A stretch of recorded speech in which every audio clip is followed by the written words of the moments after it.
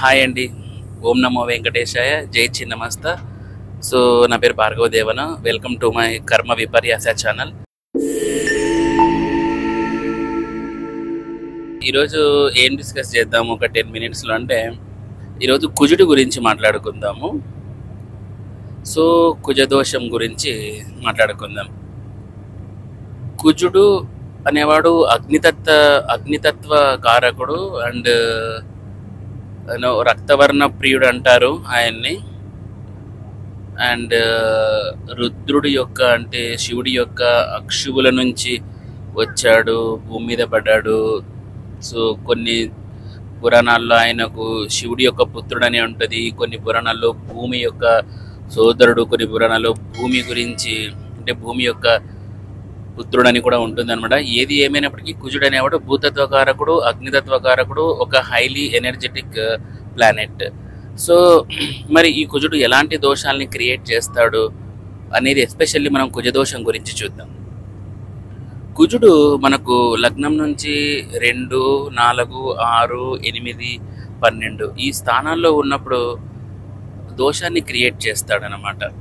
So ఈ దోషాలనే మనము కుటుంబ దోషము, గృహ దోషము, కలత్ర దోషము, మాంగళ్య దోషము, మారక దోషము అని కూడా అంటారు ఈ కుజునికి సంబంధించినవి.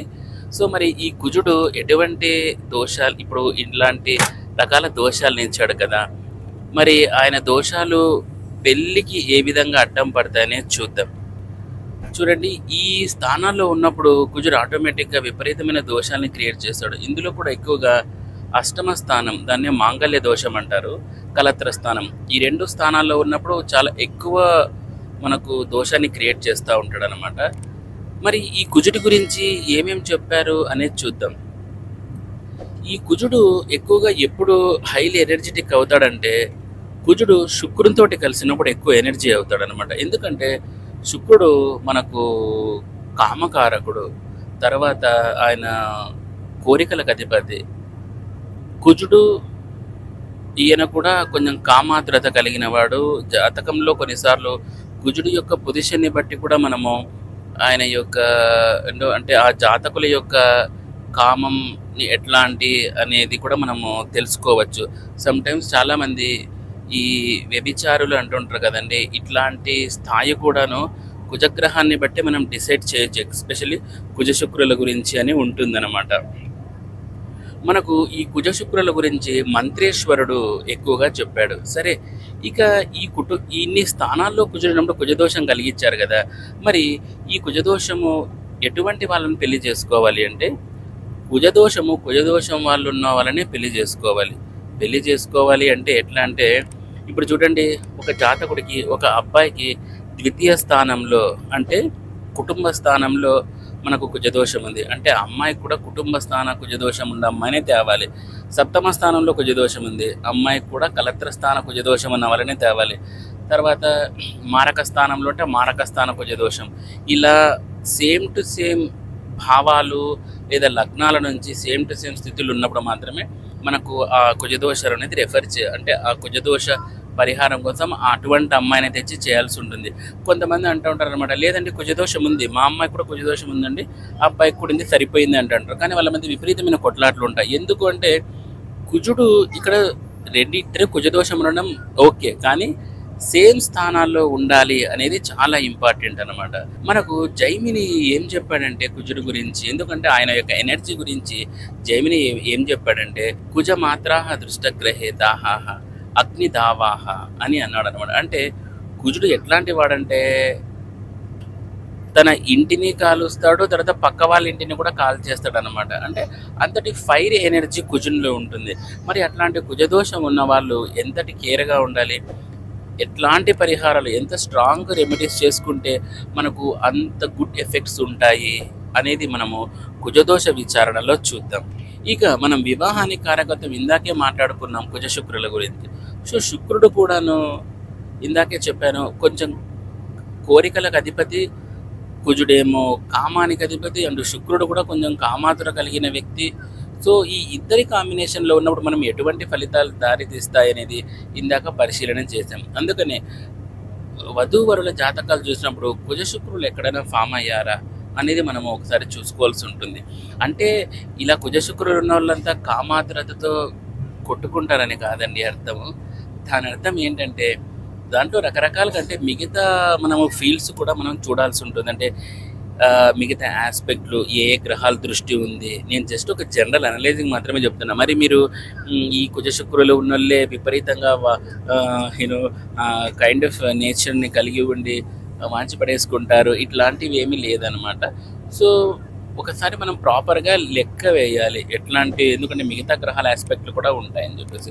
సరేనండి, మరి ఈ కుజులు గురించి బాగుంది. మరి సేమ్ కుజుడు ఆపోజిట్లో కుజదోషం ఉన్నోళ్ళని చేయొచ్చు అంటున్నారు, అదిగాక సేమ్ భావాలే ఉన్నప్పుడు చేయాలంటున్నారు. మరి ఒకవేళ చేయలేని పక్షంలో ఎటువంటి ఏవైనా పరిహారాలు ఉన్నాయా అనేది చూద్దాం.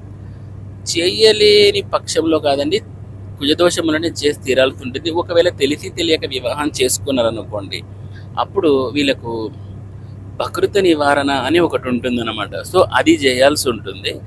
తర్వాత మగవాళ్ళకైతే మనం మామూలుగా చెప్పడము కదలి వివాహం చెప్తాము. ఎందుకంటే ఫలములు ఉన్న చెట్టుని అబ్బాయికి ఇచ్చి పెళ్లి చేసి తర్వాత కుజశాంతి చేసి అక్కడ కుజదోష నివారణ చేస్తూ ఉంటారు. అదే స్త్రీలకైతే గిన శ్వేతార్క వివాహం అంటారు. ఇక్కడ శాస్త్రంలో కొంతమంది ఏమంటారంటే శ్వేతార్క వివాహంలో ఇక్కడ శ్వేతార్క అంటే రవి సంబంధం కాబట్టి రవితోటి ఇచ్చి చేస్తారని కొంతమంది అంటారు. ఇంకొంతమంది లేదు గణపతి స్వరూపం కాబట్టి. ఏది ఏమైనప్పటికీ జిల్లేడు మొక్క అనేది మనకు ఒక పురుష స్వరూపం కాబట్టి స్త్రీలకైతే శ్వేతార్క వివాహం చేస్తారు.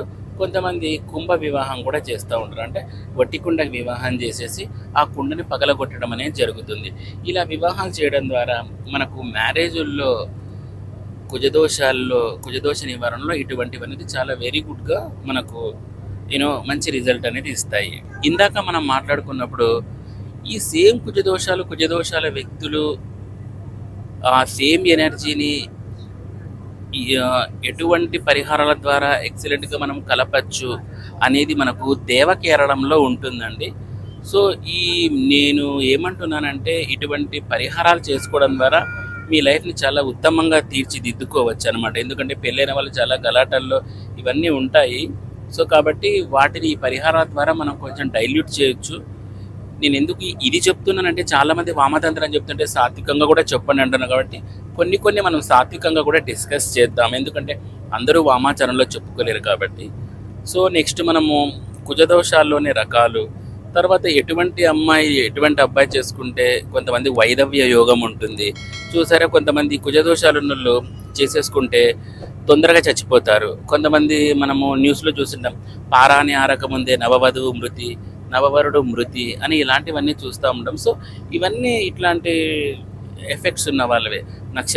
ఎట్లాంటి నక్షత్రాలు పెళ్లి కొడుకు పెళ్లి కూతురు సెట్ అవుతారు, షష్టాష్టకాలు, ఇవన్నీ మనం ముందు చూద్దాము. మాంగళ్య దోషాలు, వైదవ్య యోగాలు, ఇవన్నీ చూద్దామండి. సో నా ఛానల్ సబ్స్క్రైబ్ చేసుకోండి అండ్ కీప్ వాచింగ్.